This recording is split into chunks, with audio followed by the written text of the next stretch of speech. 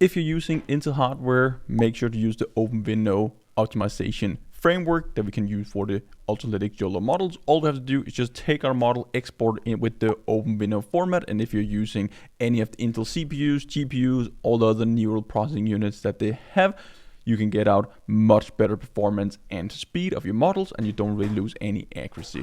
So I'll just jump straight into it. I've opened up the documentation here, and we're pretty much just going to see how we can do it, and we're going to jump in a Google Colab notebook where we can see everything, how we can export it and how fast it's going to run, and compare it with how it's going to run with just the PyTorch model. So we can see that all the tasks for YOLO26 model is supported. So detection, segmentation, semantic, depth estimation, classification, post estimation, and RNet bounding boxes. So all we have to do is just create our model. We can also specify the path to our own custom model, and it's going to use that. And we just need to hit model.export, and it's going to export it into OpenVINO. So it's going to take a look at it. I've opened up a Google Colab notebook. I'm on my MacBook, so I need an Intel CPU. So we're just going to test it out inside our Google Colab notebook. This is the output results that we're going to get out. I just created this small little demo here before. We can see we have 44 frames per second with the OpenVINO model compared to the PyTorch model, which is 22. So we get a free 2x speed up just by exporting into an optimized framework. And it depends on if you're running it on NVIDIA hardware. They have an optimized framework with TensorRT, Apple hardware, Core ML. We have videos covering all of it, so make sure to check it out. So this is pretty much just the demo. Now we're going to see how we can run it. First of all, let's just check the details about the CPU. So now we can see we are on an Intel CPU. This is like a lower end server CPU that we're just running in Google Colab notebook.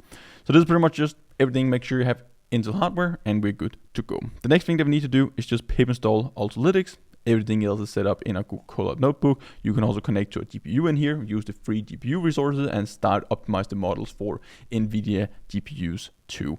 In there you can get free 4x inference speed increase, and you're not losing any accuracy at all. So what we need to do here is just called export command. We can also run it in code. So we have a model, YOLO26 nano.pt, and we need to specify the format.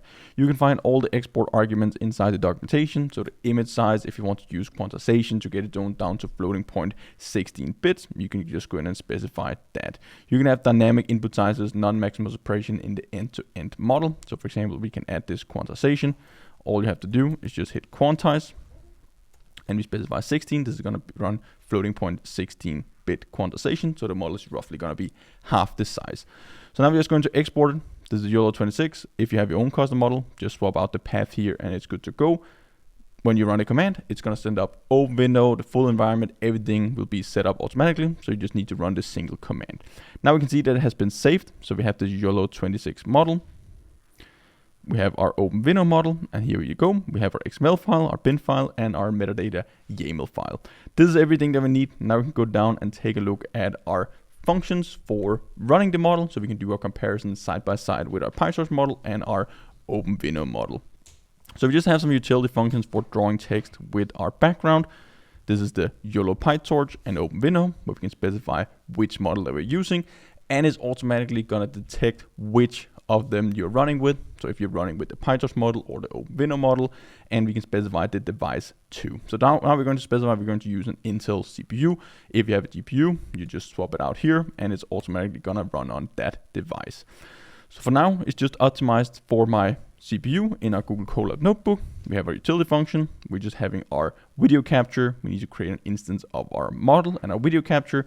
If we specify 0, it's going to use the webcam, or else it would run with a video file, as we're going to see.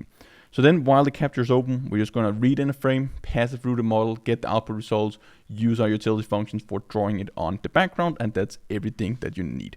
You can show it while it's running. I can't do that because it's in headless mode in a Google Colab notebook, but if you run this locally on your own machine, you can see the output results while it's processing.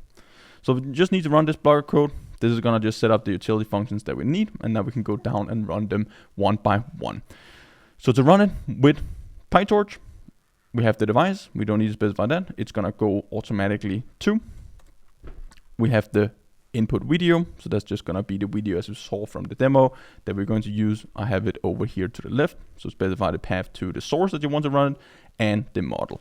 So I'm just going to run both commands here, and then we can take a look at the output results once it's done and compare it side by side. So now our cells is done running. It just took a few seconds for each of them. And now we get our results over here to the left, where we have the OpenVINO output video and we also have the YOLO output video. Then we can just take a look at the results. I've opened it up here, downloaded to my computer. So we have the YOLO output. It's running around 7 frames per second with just the PyTorch model, around 130-40 milliseconds per frame. So it's just running through these different videos. Again, the video is sped up because it's just showing 30 frames per second, even though we're only processing at 3. So here we can actually just see this is the OpenVINO version, so it's around 14 frames per second. It's fluctuating a bit, so some frames is peaking up here in the milliseconds, but it's around like 70 milliseconds, so roughly a 2x speed increase on this lower end CPU. This is how we can use OpenVINO to optimize it for Intel hardware. You can try it out on your own. You're gonna get even better performance if you have your own desktop computer, laptop computer with Intel hardware, and especially also if you have a GPU. Go and check it out. There's no excuses. It's just a single line of code, and we have the model export into OpenVINO. Hope to see you guys on one of the upcoming videos. Until then, happy building.